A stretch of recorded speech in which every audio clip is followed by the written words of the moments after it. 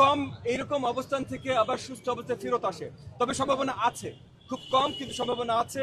তো আমরা সবাই দোয়া রাখতে পারি। একই সাথে হাদির যে প্রচেষ্টা ছিল যে বাংলাদেশের রাজনীতিকে এই ধরনের সংঘাত বা যে কোনো ধরনের আপনার টেররিজম এইগুলা থেকে দূরে নিয়ে আসা এবং জনগণের কাছে জনগণের সাথে সম্পৃক্ত হতে পারা, জনগণের জন্য জোর গলায় কথা বলতে পারা, সেইটাকে উজ্জীবিত রাখতে হবে, সেটাকে বাঁচিয়ে রাখতে হবে। হয়নি আমরা একটা মাত্র এখন কাজ করতে পারি, হাদির জন্য স্পেসিফিক যেটা করতে পারি সেটা হলো আমরা পরম করুণাময় আল্লাহ তাআলার কাছে দোয়া চাইতে পারি যে এখন যে কন্ডিশনে আছেন, ডাক্তারদের কাছ থেকে যা শুনলাম, সম্ভাবনা খুব খুব কম এইরকম অবস্থান থেকে আবার সুস্থ অবস্থায় ফেরত আসে, তবে সম্ভাবনা আছে, খুব কম কিন্তু সম্ভাবনা আছে।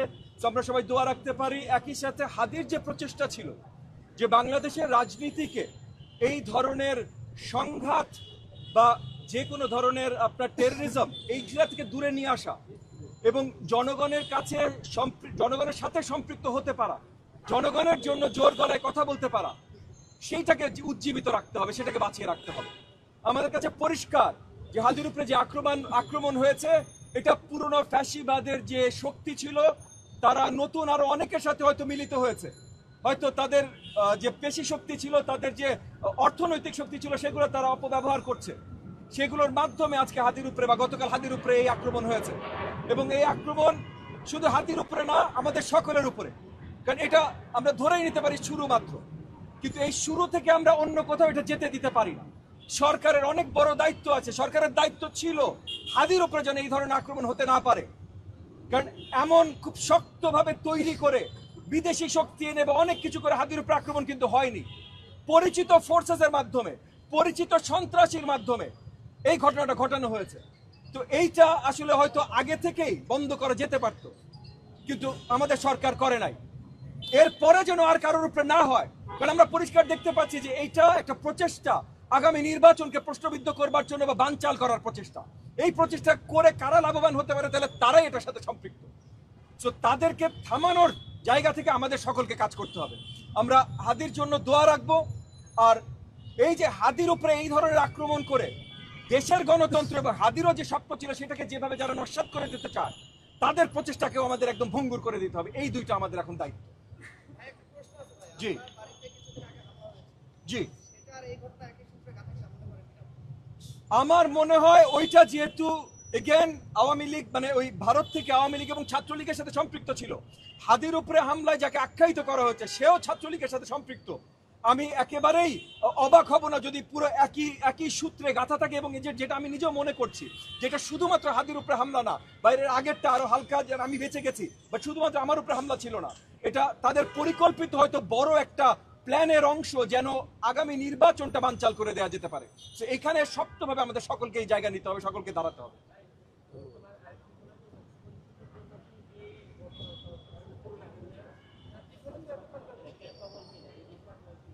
দেখেন, 12-14 মাস হয়ে গেছে আমরা বলছি যে এই যে আমাদের স্বরাষ্ট্র উপদেষ্টা আছেন, উনি যেই অবস্থায় দেশ আমরা পেয়েছি 24-এর 5ই আগস্টের পর, সেই অবস্থায় স্বরাষ্ট্র মন্ত্রণালয়ের দায়িত্ব নেবার মতো ক্যাপাসিটি বা এবিলিটি উনার নাই। উনাকে ছোট করছি না বা ওনাকে নিন্দা জানাচ্ছি না, কিন্তু যেটা নাই সেটা নাই ভাই। এটা 12-14 মাস ধরে বলে আসছি আমরা সরকারকে, তারা শুনে নাই। আজকে হাদির উপরে যে আক্রমণটা হয়েছে, এর থেকে মর্মান্তিক খুব কম জিনিস হতে পারে, কিন্তু গত 12-14 মাস এর মর্মান্তিক আরো কিছু হয় নাই তা তো না, এটা নতুন না তো। সো আবার আরেক দিকে আপনি যদি তাকান, শুধুমাত্র স্বরাষ্ট্র উপদেষ্টা চেঞ্জ করে হবে না, মানে ব্যবস্থাটাকে শক্তিশালী করতে হবে, পুলিশ বাহিনীকে শক্তিশালী করতে হবে। সেটা শক্তিশালী করার সময় এখন নাই, তাহলে আর্মিকে আরো, আর্ম ফোর্সেসকে আরো শক্তিশালী ভাবে মাঠে নামাতে হবে। কারণ এখন আমরা নির্বাচনের সময় চলে আসছি, কিন্তু তফসিল ঘোষণা হয়ে গেছে। তো নির্বাচনের সময় চলে আসছি, নির্বাচনের সময় তো বড় দায়িত্ব আর্ম ফোর্সেস নেবে এবং তার মাধ্যমে আমরা একটা স্বচ্ছ নির্বাচন পাবো, মানে আইন শৃঙ্খলা একটা ব্যবস্থাপনা থাকবে, সেই বিশ্বাসে তো আমরা সবাই নেমেছি। তাহলে এখন সময় চলে এসেছে সেটা কার্যকরী করা।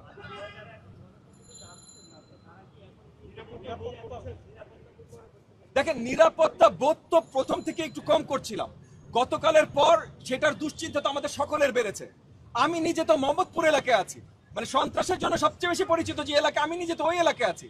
এবং শুধু সেটা না ভাই, যে হাদির উপরে হামলাকারী যাকে শনাক্ত করা হয়েছে, সেও তো ওই এলাকার আদাবরের। সো অবভিয়াসলি থ্রেট হিসাবে যদি চিন্তা করতে হয়, সবার উপরে থ্রেট আছে, সবার দুশ্চিন্তা আছে। তো এই দুশ্চিন্তা, ঠিক আছে, আমরা কেয়ারফুল থাকতে চেষ্টা করব, আমরা আমাদের সাপোর্টারদেরকে আরো সাথে রাখতে চেষ্টা করবো, অনেক কিছু করতে চেষ্টা করব, কিন্তু আলটিমেটলি আইন শৃঙ্খলার দায়িত্ব আছে তো ভাই। আমরা তো বন্দুক নিয়ে ঘুরবো না, অন্য কেউ যদি গুলি করে আমরা কি বন্দুক নিয়ে ঘুরবো? তাহলে তো যুদ্ধ শুরু হয়ে যাবে দেশে, এটা তো আমরা শুরু করতে পারি না। তো আইন শৃঙ্খলার জায়গা থেকে তাদেরকে বড়ভাবে দায়িত্ব নিতে হবে। জি, আপনাদেরকে অসংখ্য ধন্যবাদ ভাই। সরকার নির্বাচন আয়োজন করছে।